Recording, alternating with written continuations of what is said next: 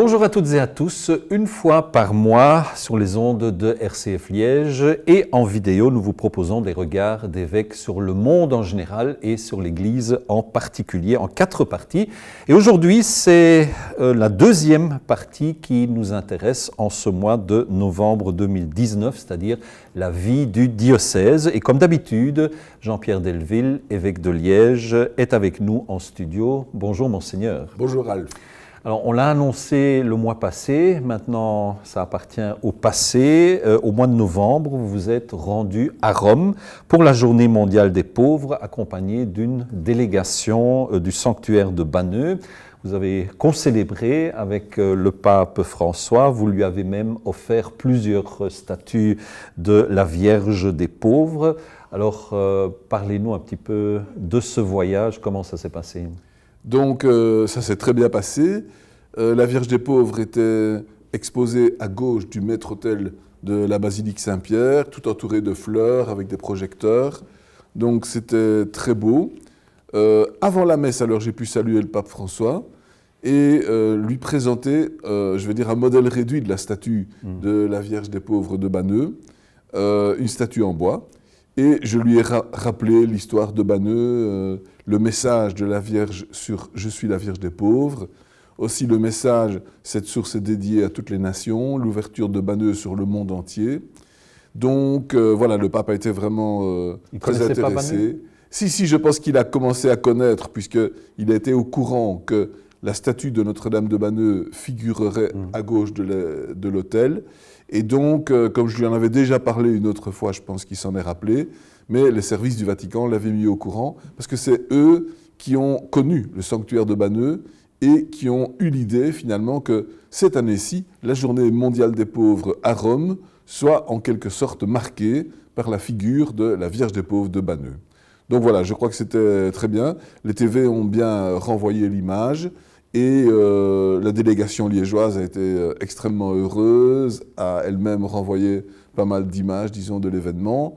Et le sanctuaire de Banneux a reçu même en direct une communication de notre part sur la place Saint-Pierre après l'événement.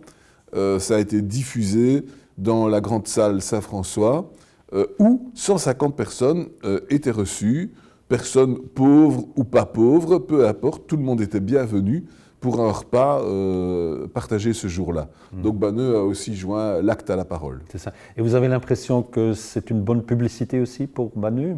Ah, c'est sûr que c'est une bonne publicité pour Banneux.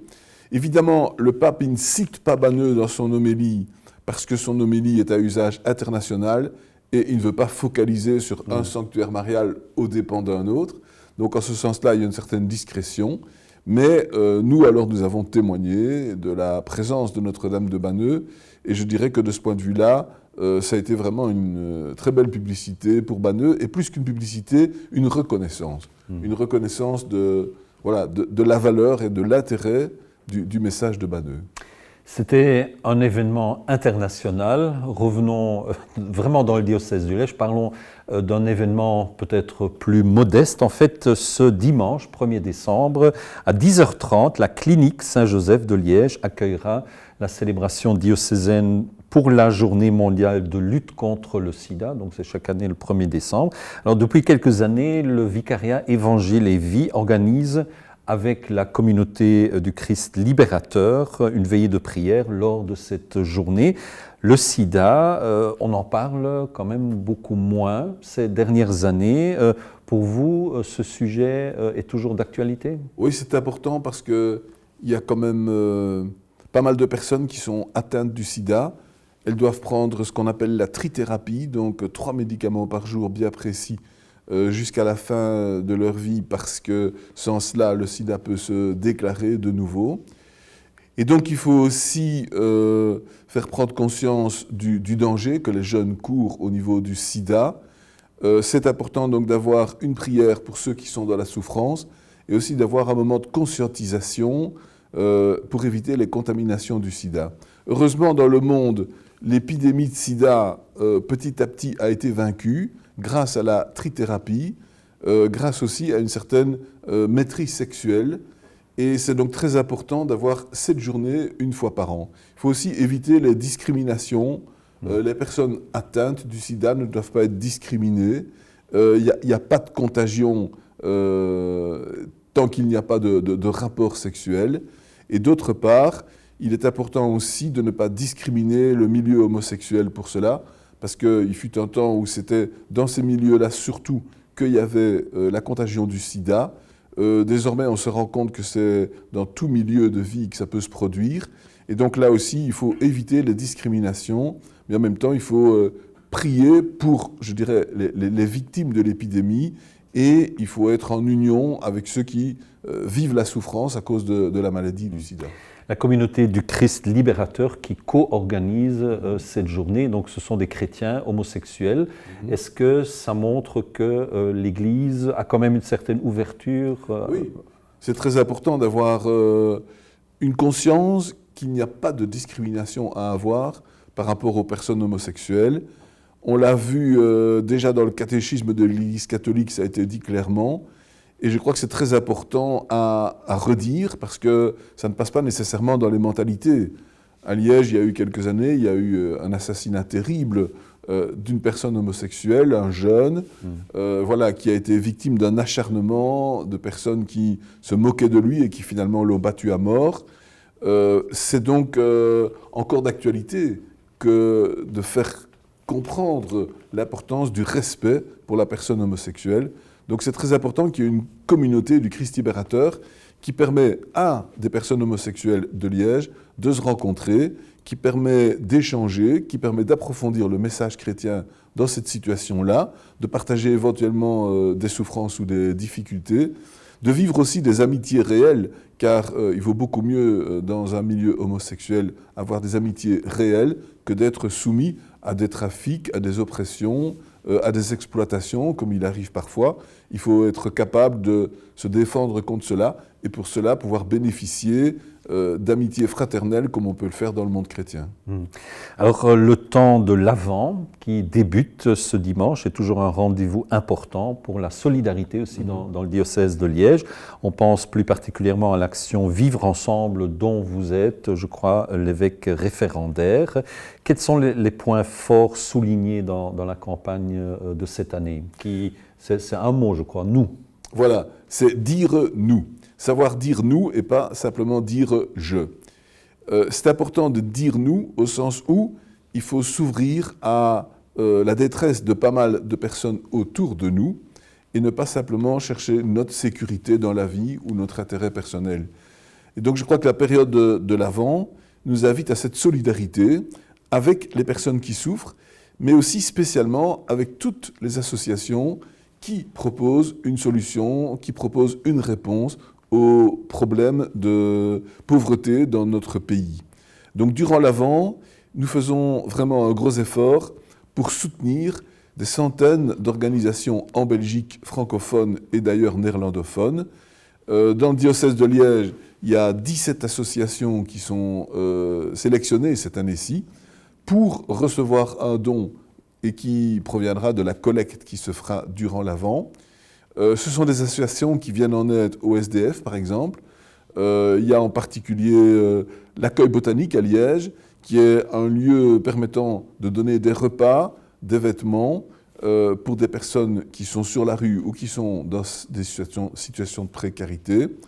Il y a d'autres endroits qui fournissent des douches, par exemple, et des accueils divers au niveau, disons, social, avec une assistance sociale très nette. Et donc, il y a pas mal d'endroits qui sont très engagés avec pas mal de bénévoles. Donc, c'est très important de les aider. Donc, j'appuie beaucoup cette idée d'aider des associations qui sont avec un caractère professionnel, avec un caractère, je dirais, tout à fait préparé à la situation, pas d'improvisation, mais aussi avec une qualité d'accueil et de fraternité qui caractérise une association chrétienne. Donc la collecte dans les églises, normalement c'est le 3e dimanche de l'Avent, mais évidemment on peut aussi donner un don à tout moment. Voilà, on peut donner un don à tout moment. Il y a un numéro de compte sur Internet, le site du diocèse de Liège à l'action Vivre ensemble, donc ce qui correspond au carême de partage pour le temps de Pâques, ça s'appelle Vivre ensemble pour le temps de l'Avent. C'est donc une organisation qui est patronnée par les évêques au niveau national et qui alors est relayée au niveau des différents diocèses par une équipe locale qui va faire alors des présentations dans les paroisses des activités qu'on va subventionner cette année-ci. Une dernière question, puisqu'on parle de l'Avent. En fait, ce dimanche 1er décembre, l'Église commence une nouvelle année liturgique avec cette entrée en Avent. Peut-être l'un ou l'autre petit conseil pour bien vivre ce temps de préparation à Noël? Oui, alors je dirais d'abord, il y a un nouvel évangile qui va être lu. C'est l'année A, c'est l'année de Matthieu. Donc, ouvrons nos cœurs à une lecture de l'évangile et préparons-nous au cours de toute l'année liturgique qui vient à suivre l'évangile de Matthieu. C'est l'évangile donc du dimanche qui sera lu aux messes du dimanche et c'est un évangile qui est très significatif avec les grands discours de Jésus et spécialement le fameux sermon sur la montagne avec les béatitudes qui est le plus célèbre passage de l'évangile de Matthieu. Donc je crois que c'est important de suivre voilà, pas à pas cet évangile. Et puis, se rendre compte que l'avant, ça veut dire l'avènement. C'est avant avec un E et pas avant avec un A. Donc, ce n'est pas simplement le temps avant Noël, c'est l'avènement du Christ dans l'histoire, mais aussi dans le futur. C'est-à-dire, le Christ, il est avant nous, mais il est aussi devant nous. Il est avant nous parce qu'il a existé il y a 2000 ans, et il a été préparé par les prophètes, et nous verrons aussi dans ce temps de l'Avent les lectures des prophètes qui annoncent la venue d'un Messie, mais il est aussi après nous ou devant nous parce qu'il vient. Pour nous, chrétiens, le Christ, c'est aussi celui qui vient vers nous. C'est celui qui nous engage à nous engager dans le futur parce qu'il vient dans notre monde et à la fin des temps, il vient pour juger l'humanité. Et donc, il y a cette question, je dirais, qui est importante aussi, d'aller à la rencontre du Christ qui vient vers nous. C'est peut-être un peu, je dirais, théorique, mais en même temps, ça nous fait comprendre que le Christ n'est pas une figure du passé, mais une figure qui nous pousse vers le futur et qui nous stimule à l'espérance et à l'engagement. Et je crois que ça, c'est très important. Et ce thème-là est développé durant le temps de l'Avent. Donc, c'est important de le méditer et, je dirais, de l'appliquer dans sa vie quotidienne. Eh bien, merci beaucoup, Monseigneur, et un bon Avent à vous aussi. C'était donc la deuxième partie de l'émission Regard d'évêque du mois de novembre 2019, en vidéo comme chaque mois. Je vous rappelle que vous pouvez trouver les autres parties sur le site du diocèse de Liège, sur la page Facebook de RCF Liège et du diocèse, et aussi sur YouTube. Pour nous contacter, les coordonnées vont apparaître tout de suite sur votre écran. Portez-vous bien et à bientôt.